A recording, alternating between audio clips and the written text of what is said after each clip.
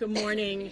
Thank you all so much for being here, especially to the incredibly brave survivors who have time and time again stood up to demand accountability.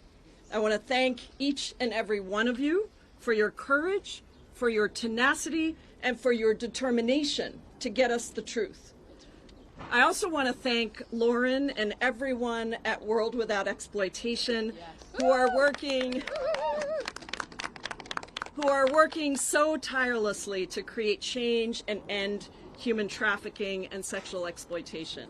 And I want to thank my colleagues on both sides of the aisle who are here with us today: Nancy Mace, Sydney Kamlager-Dove, Becca Ballant, Grace Meng, who am I missing? Adelita. Melanie Stansberry, Adelita Grijalva, who got us to 218 on the discharge petition, and all the others that I know are in spirit with us here. I'm so proud to be on the executive board of the Democratic Women's Caucus, which is hosting this press conference today and has been at the center of the push for justice. Our amazing chairwoman, Teresa Ledger Fernandez, is at a Rules Committee meeting, so she's unable to be with us in person, but she is certainly here in spirit. Yesterday, I spent several hours at the Department of Justice looking through the unredacted files and reading the absolutely horrific and depraved messages that went back and forth between rich and powerful people in every sphere of influence. These people are at the top of governments, academic institutions, billionaires at giant corporations, cabinet secretaries, and the callous depravity of their messages showed that they absolutely believed that they were above the law, above morals, absolutely immune to any societal norms. They joked in these emails about pedophiles, about horrific sexual acts with young girls, about creating spaces, entire islands even, where they could do anything they wanted and get away with it because of their wealth, their power, and their connections. This was a massive global sex trafficking ring with thousands of victims that we know of and thousands more that we probably don't. So when DOJ says that there is nothing to investigate, we, the American people, must rise up. We must allow the courage and the determination of the survivors who have spoken out at great risk to themselves to push us to never give up until every single one of these predators and pedophiles and predator protectors is brought to justice. It is the voices of the survivors ringing through in the darkness of all of this horror that has gotten us this far. And in speaking to so many of them myself, I know that this effort is not just for them. They're not doing this just for them.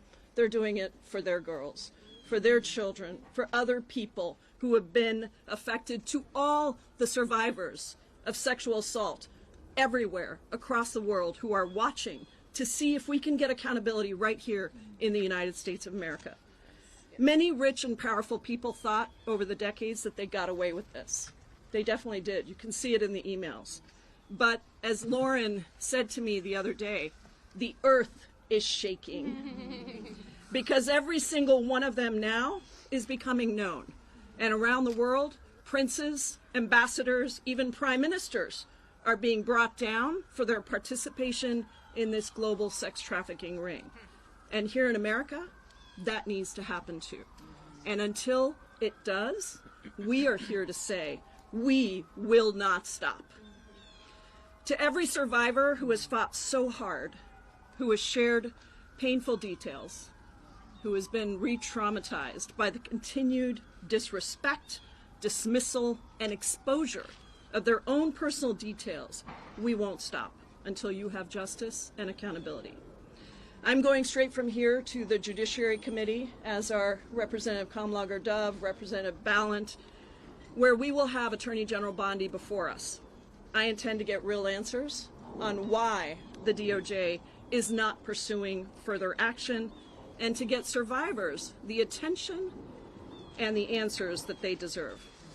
This is just the beginning of our journey for justice, led by very powerful women who are using their voices and their power to, yes, shake the earth of its depravity and to demand accountability. So thank you for all of it, for inspiring us day after day, year after year, and never backing down. We love you, we appreciate you, and we've got you. It's now my honor to pass it over to Representative Sidney Kamlager-Dove, my colleague on the Judiciary Committee. Thank you.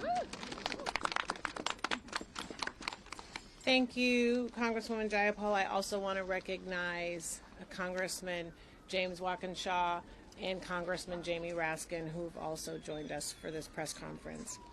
My name is Congresswoman Sidney Kamlager-Dove. I represent Los Angeles, and I want to thank the Democratic Women's Caucus for hosting this press conference and for always centering survivors when talking about the Epstein files. You know, the entire weight of Donald Trump's government is being used against the survivors of Jeffrey Epstein and his co-conspirators' abuse. The fact that these survivors have not only come forward but continue to speak out and relive the worst day of their lives every single day is courage. And it's a kind of courage this administration does not have. 80% of sexual assaults go unreported because time and time again our broken justice system protects abusers instead of survivors. When the President and the Attorney General repeatedly shield pedophiles, rapists, traffickers from accountability, they send a chilling message to survivors everywhere and discourage others from coming forward. Let me be clear. We need this administration to care about child sexual assault instead of protecting pedophiles and predators. At 10 a.m., Attorney General Pam Bondi will be testifying in House Judiciary Committee. And we are all going to get in her face and grill her about the reckless and sloppy release of these files. One survivor found her name, her birthday, her address, and phone number, and workplace, all exposed in the files. That puts her at serious risk.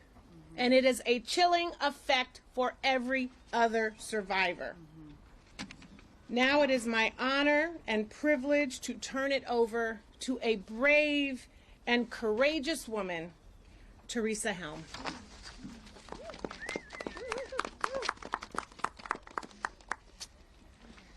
Hi, good morning.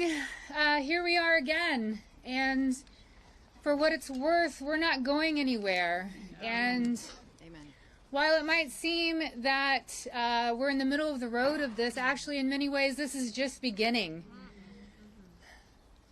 I stand here in support for all of these women here beside me, all of the women across this nation, for my own children, for myself, for every one of you out there in this audience looking at us right now, this is Survivor. This nation is full of survivors. We're going to stand and we're going to fight, and we're not going to stop because that's the right thing to do. We stand here also with the support, and we pray that there's nonpartisan support of Virginia's law that has just been introduced. This is one of the most important monumental steps for survivors, and the world is still watching. No one's turning away from this. It affects every single person here. It affects every single person in this administration. They have wives, daughters, grandchildren. Every single person. This is not an issue that's going away, and we're not going to stop. And I feel that this is a real today and beyond, a real demonstration of integrity. And as my dad, who was a very, very smart man, used to say to me, Dr. James Helm, the proof is in the pudding, so we're going to find out. Thank you.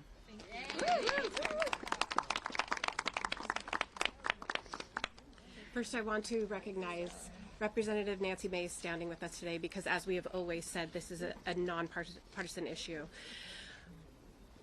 What we know in the sexual violence arena is that there are more sexual abuse, sexual assault, and trafficking victims in the country, in the world, than any other tragedy. And consistently, those victims and survivors are told one of two things: shut up or move on.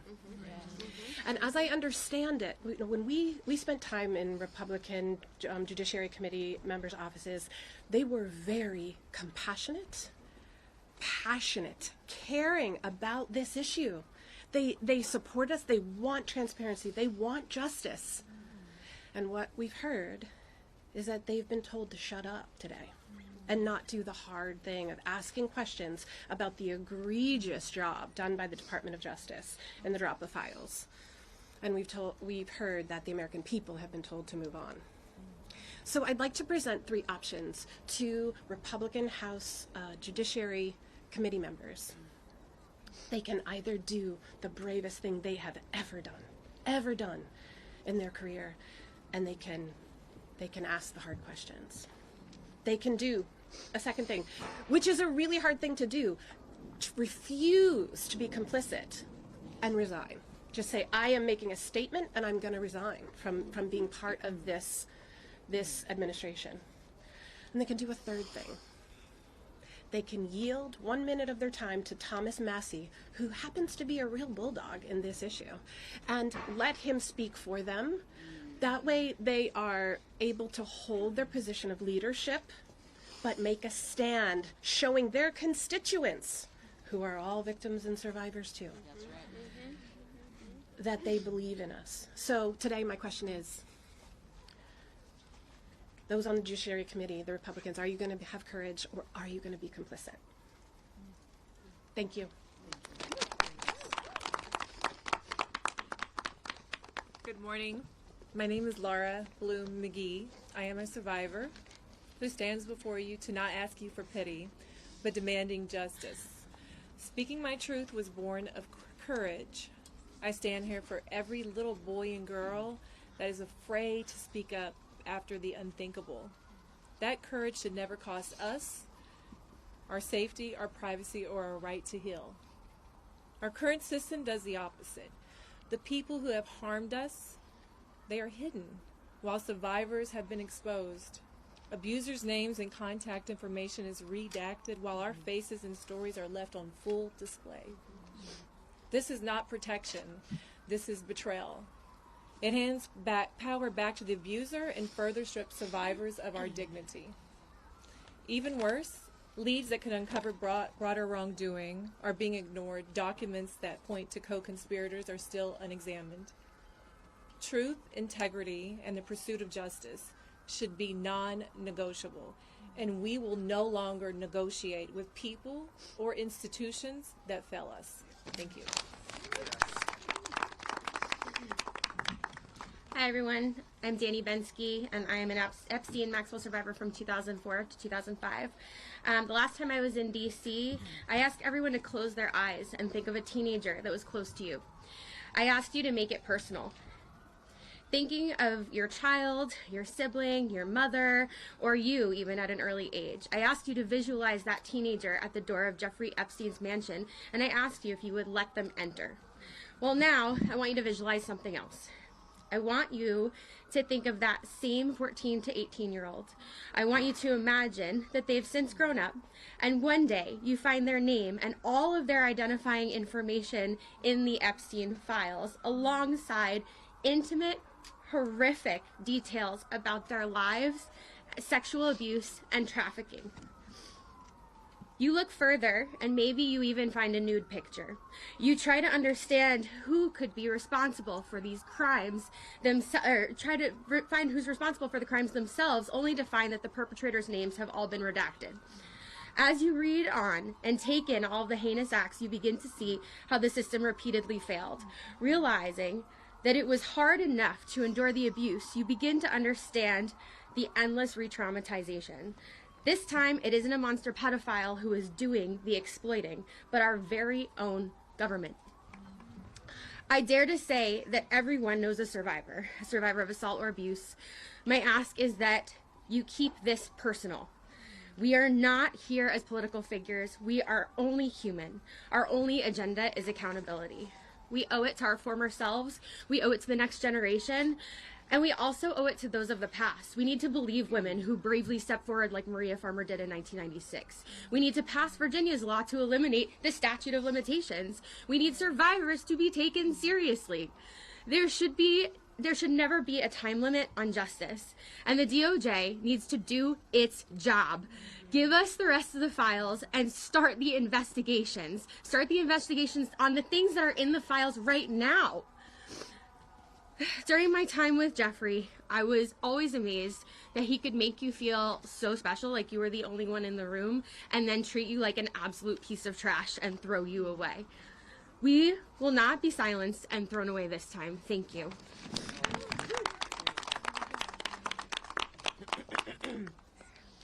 Hello, my name is Liz Stein. I met Ghislaine Maxwell and Jeffrey Epstein in 1994 when I was a senior in college. For us, this is not about politics. This is about people in power and vulnerable girls and young women.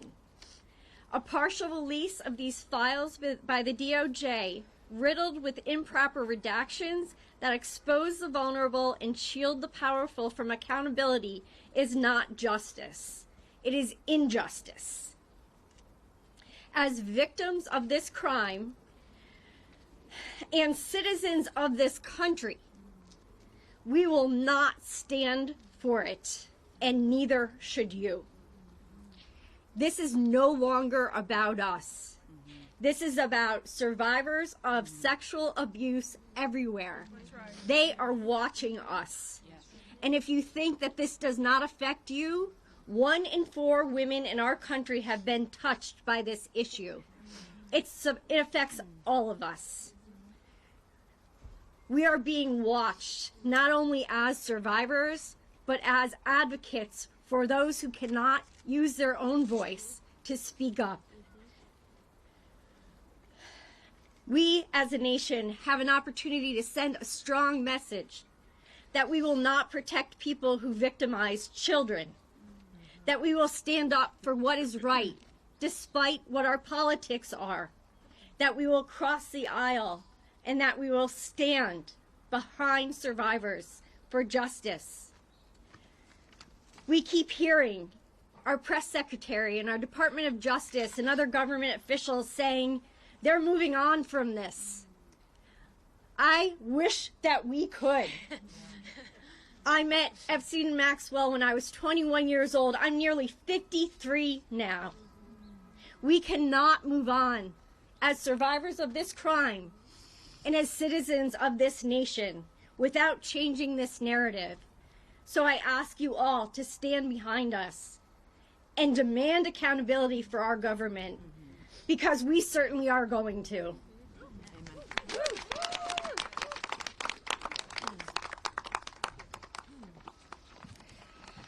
Hello everyone, and good morning.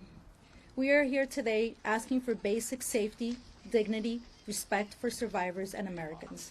In recent releases, survivors' names were not properly redacted. The failure has put people in danger, personal information has been exposed, information that can lead to harassment, threats, and retaliation. Some of those impacted are Jane Does who have never broken their silence, who have never chose to be public, and who deserve protection, not exposure.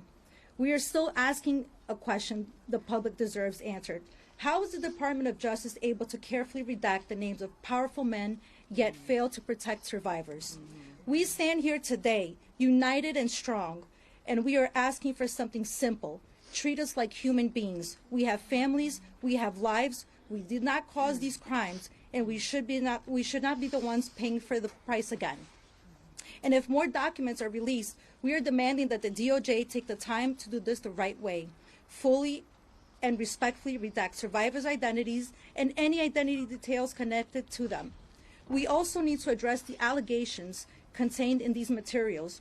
Every credible allegation must be taken seriously and investigated thoroughly, no matter who the person is, how wealthy they are, or how connected they are. We understand that these are allegations and due process matters, but survivors are human beings who shared something horrific. They deserve to be heard, and they deserve a real investigation, not dismissal, delay, or silence. So everyone watching, stand with survivors, demand accountability, demand transparency, demand investigations that do not protect the powerful while exposing the vulnerable. And those who were involved, those who know what happened, those who enabled it, those who stayed silent, do the right thing. Answer the questions, cooperate, because the survivors are done carrying the burden alone. Moving forward, we, and when I say we, I mean the whole world, expect true transparency and justice for those who have not yet received it. I want to emphasize that after Congress reviewed the unredacted files yesterday and discovered that more powerful individuals were involved, I'm left wondering, why haven't we started an investigation this yet? Other countries have taken action, so why is the United States lagging behind, especially in a nation that prides itself on justice? This is what we believe in, this is what we demand. So the real question here is, when will the Department of Justice start investigation, not only the allegations, but to the powerful men that are running free? Thank you, everyone. Good morning, everybody. We are here today as survivors and as the families of survivors of Jeffrey Epstein and Ghislaine Maxwell. We are here as the family of Virginia Roberts Giuffre. My name is Sky Roberts, and I am the brother of Virginia Roberts Giuffre. Pam, I have a clear and simple message for you. The way this administration, and you specifically, have handled survivors has been nothing short of a failure. I have a message from Annie Farmer. She's not here today, but I love her to death. Believe that. And she said, Pam, do your job. Do your job, Pam. And I feel that. There are serious questions that demand answers. Why are the perpetrators' names being redacted while survivors' names are left unredacted? We are done with excuses. We are done with delays. No more lies. No more deflection. We want answers, and we want accountability. Virginia was not a headline. She was a daughter, a sister, a mother, and a human being. She carried what was done to her for years and still chose to fight, not just for herself, but for others who were afraid or silenced. And we need to say this plainly. The handling of the Jeffrey Epstein case has been mismanaged again and again across administrations, across agencies, and across years. That failure is not abstract. It has caused real, lasting damage to survivors, and that is not up for debate. We are here to see whether our representatives will stand with survivors, not with excuses, not with delay, not with political convenience. We are here to see whether you will ask the hard questions that have been avoided for far too long. And with that, I'm going to turn it over to Amanda. To Ms. Bondi, we are deeply disappointed by the way you and your leadership in this department have treated survivors. And today, while you're being questioned, we ask you to look in the eyes of every single one of us and remember Virginia Roberts Giuffre, who paid the ultimate sacrifice for the trauma that she had endured. We ask you to remember the lives that we have lost during this process. Accountability means real answers, not evasion. It means transparency, not more hiding. And we ask Congress that if Pam Bondi has been found where you have misled or gave false testimony, you must be held to the same standard as everyone else. No title, no power, no connections should change that. And to the American people, take heed. Be mindful of any government or any powerful people who try to tell us that what we live through is not real, that what happened to us didn't happen, who ask us to doubt what our ears can hear and what our eyes can plainly see. That is how abuse is protected, and that is how it thrives. We are here because survivors have had their lives defined by what powerful people did to them behind closed doors, while institutions have continuously looked away. Today, Congress has a chance to prove that this country is still not looking away. We are not here for theater, and we are not here for talking points. We are here for truth. We are here for justice. We are here for accountability for Virginia and every survivor.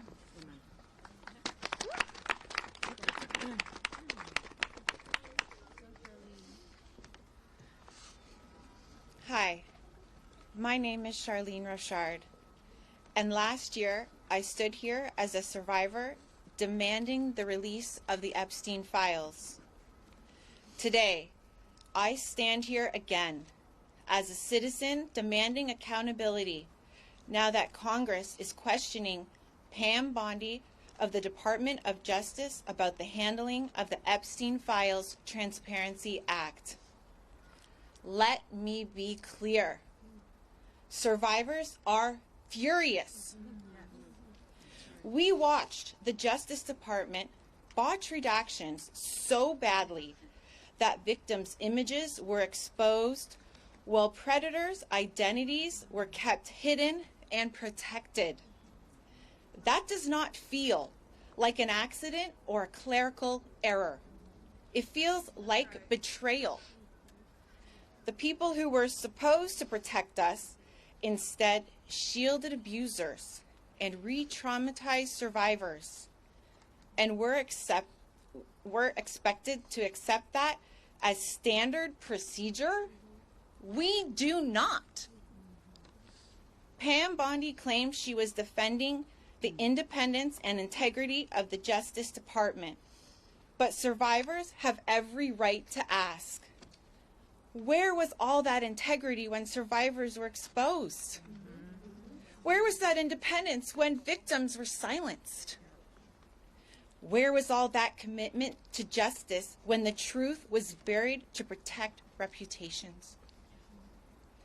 These are not partisan attacks. These are demands for basic human morality and accountability. When officials are accused of weaponizing the Justice Department, we know exactly what that means because we've lived through the consequences. This inquiry confirms what survivors have known for decades. The Justice Department has been influenced and manipulated in ways that harmed us. We are told to wait for transparency, to trust a system that already failed us, to accept redactions that protect the powerful and expose the powerless. But our trauma wasn't delayed. Our pain was not postponed. And our trust has been shattered.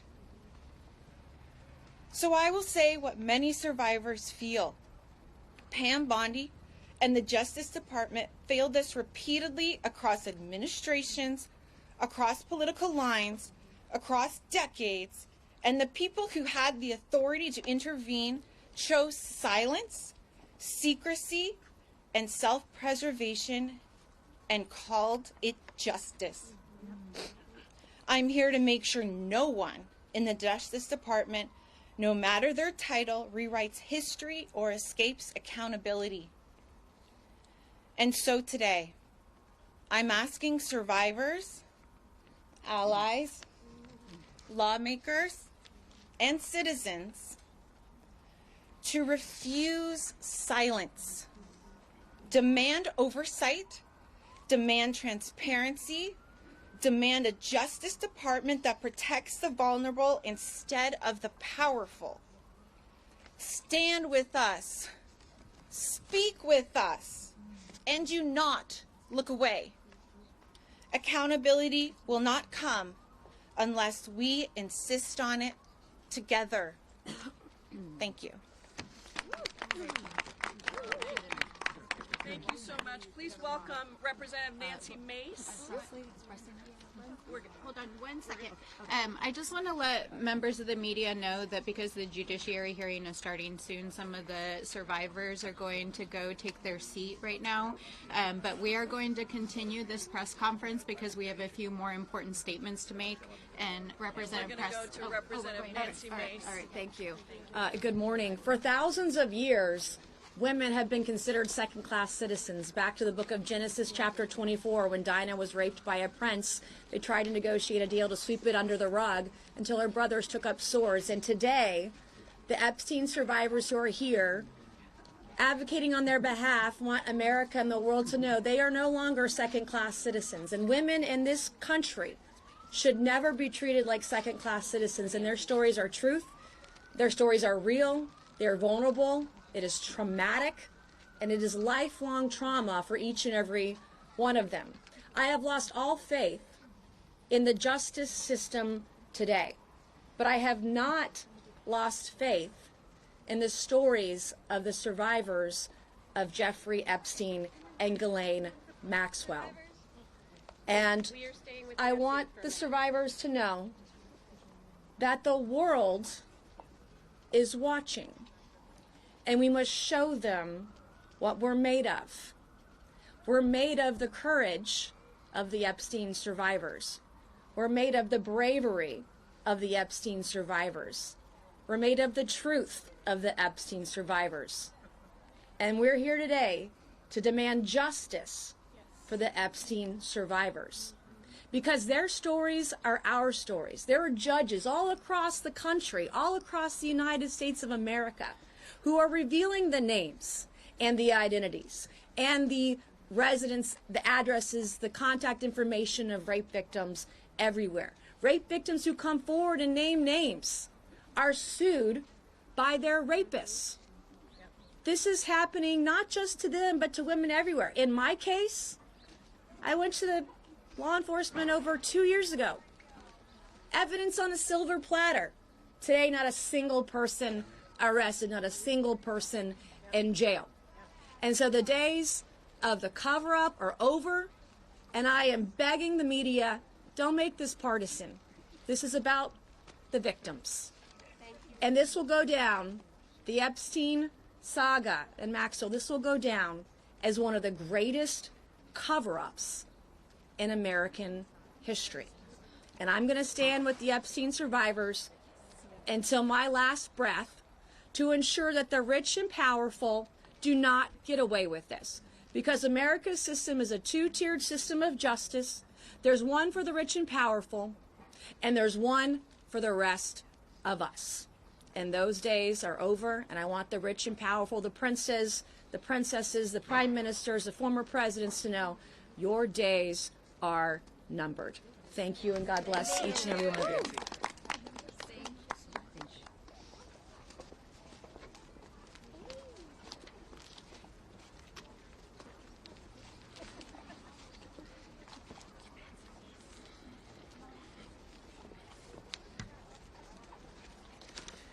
So I just want to acknowledge that who were just before us are grown women. But it's not hard for me when I look at them to see a 17-year-old, a 16-year-old, a 15-year-old, a 14-year-old, a 12-year-old, a 9-year-old. We're talking about children who were groomed, preyed upon, exploited, raped, trafficked, dreams permanently deferred, bodies violated, and spirits permanently bruised. In Virginia's book, Nobody's Girl, it's titled that because she felt she belonged to no one, that no one cared. These survivors have been used, abused, and discarded. Jeffrey Epstein can rot in hell, and Ghislaine Maxwell can follow suit, and all of those co-conspirators and accomplices deserve to be named and shamed. Because as Virginia once said, if we don't know who they are, the monsters are still out there harming people. So I thank you for being here today. This is a season of call a thing a thing. So I have to be direct. Survivors gathered here today, I'm so grateful for their courage and leadership, and equally devastated and furious about what they have endured. You were failed by so many powerful people that could have protected your childhood. You were failed by a government that ignored your cries for decades. Truly an institutional betrayal. We're fighting with every bone in our bodies for you. The files that have been released have further detailed a vivid picture of depraved behavior and dehumanization, violent violations, hurt and harm. No person, no child should ever endure. It is an abuse and harm that changes you on a cellular level for the rest of your life. It is a lifetime sentence. And together we are fighting for every survivor carrying visible and invisible scars, burdened by shame. Let me be clear, the shame is not yours to carry. Shame on the people that abused you. Shame on the government that failed you. The shame is not yours to carry. And we must meet your courage with real action. And again, although I know our survivors have left to take their seats at the judiciary hearing, I'm speaking to all the Epstein survivors, but to all survivors for whom the Epstein survivors are a proxy for. This moment requires that we meet their courage with real action. These powerful abusers have been protected by institutions that are more concerned with the wealthy and well-connected than centering survivors. The Department of Justice must continue to release files, and they must correct course as we've demanded from the beginning. The identities of survivors in these files must be redacted and protected. And this can't end with the release of the files. We must see thorough investigations followed by swift accountability for all that enabled and incited this abuse. Words are important, but actions are what matter now. And that's why we will not yield. Thank you for being here today, and our work continues. Good morning, everyone. I am Congresswoman Melanie Stansbury, and I am so proud to represent New Mexico's 1st Congressional District and to stand with the survivors and to be joined by my colleagues from the Oversight, Judiciary, and other committees of jurisdiction in this case. While the survivors have left to attend the Pam Bondi hearing that starts in just a few moments, we will stay for a few extra moments to answer questions of the press. You see behind me members of the Oversight Committee that have been engaged in a months-long bipartisan investigation in the Epstein case. Let me begin by saying one thing. Believe the survivors. That's right. We are being asked every single day to name names. They have named the names. They are in the files. Believe the survivors. Believe your eyes. Believe what you are reading. They have named the names, and for the last 20 years, justice has not been served here in these United States. That's right. 20 years ago, in 2007, the U.S. Department of Justice and the FBI drew up a 56-page indictment that included 32 counts of federal crimes against Jeffrey Epstein and his co-conspirators, and 1 year later dropped the case. In the years that ensued, hundreds and potentially thousands of additional victims of sexual violence were allowed to happen because the United States government failed to act. Today, that same injustice is continuing right now here in the halls of Congress, the halls of the Department of Justice, and yes, in the halls of the White House. Late last night, I posted an FBI file that names names. That is the FBI's file. Those are the names of rich and powerful people, including presidents, that the FBI itself was tracking in the Epstein investigation. That is based on victims naming names. So believe the victims. Believe your eyes.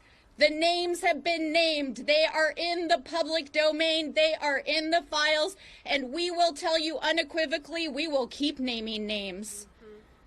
While we do, as members of Congress, have access to these unredacted files, let us be clear, the law is clear that these files should never have been redacted the way that they are currently. It is very clear that the United States government is involved in an active cover-up and protecting the allies of the President and the Department of Justice, and that active members of this administration have lied under oath to the American people and to this Congress, and we will hold you accountable. Now, it has already been stated multiple times this morning that governments across the world are acting. Governments across the world are demanding accountability. People are rising up. Survivors are coming forward. People are naming names, and names are being taken down. Yet here in the United States, the injustice that has spanned now 2 decades is continuing because of an active cover-up by the president himself. So what we ask all of you, the American people, members of the press, the eyes of the world who are watching us here in the United States, believe the survivors. Yes. Have courage. Do the right thing, because the survivors have already had the courage to say those names over and over again, and they have more courage and guts than half of the people in the buildings behind us and most of the people in this town. But we want you to know that we will not let this injustice stand. We will stand here every day with the survivors. We will not stop. We will look through every file. We will follow every lead, and justice will be served.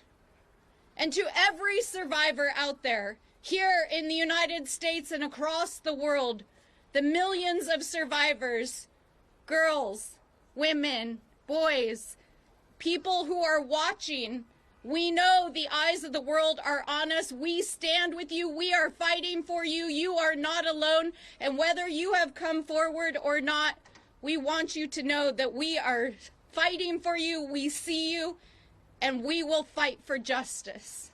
That's right. And so with that, we will open it up for questions.